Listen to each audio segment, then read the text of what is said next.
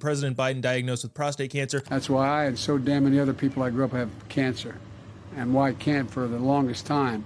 Delaware had the highest cancer rate in the nation. There's a human element to it, right? You don't want to see anybody suffer from cancer, regardless of how much you disagree with them politically. At the same time, my first thought, and I'm curious, Andrew, what yours was, there's no way this is brand new. There's no way. They've been hiding his mental acuity problems for the longest time. There's no way that the sitting president of the United States didn't have this. I can say with a large degree of confidence that that was not a slip, that was not a gaffe. That's one hell of a gaffe. You go out and say, I've got cancer, right? Like, and you don't even correct it. That's not a gaffe. We all knew it. Here's the thing. You can be empathetic for him and his family, as everybody is, right? Like, we actually have hearts, but this is not sudden.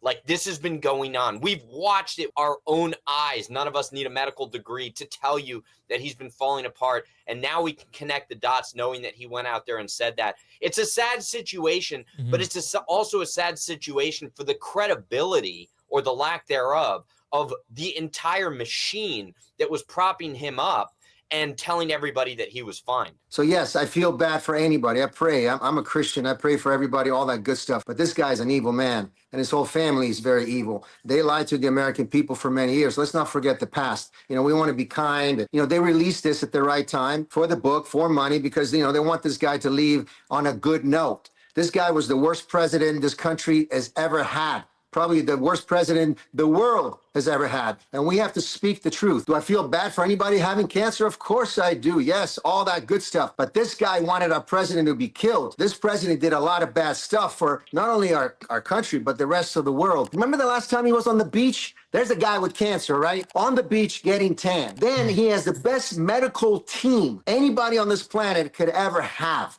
They told us he was fine for years. They told us he was perfect. His health is great, when they knew exactly what's going on. And they do checks on these presidents. They do it. They have to. They're White House. They're not like me and you going, hey, let me make an appointment with my doctor. They're checking. They have the top of the line that we pay for.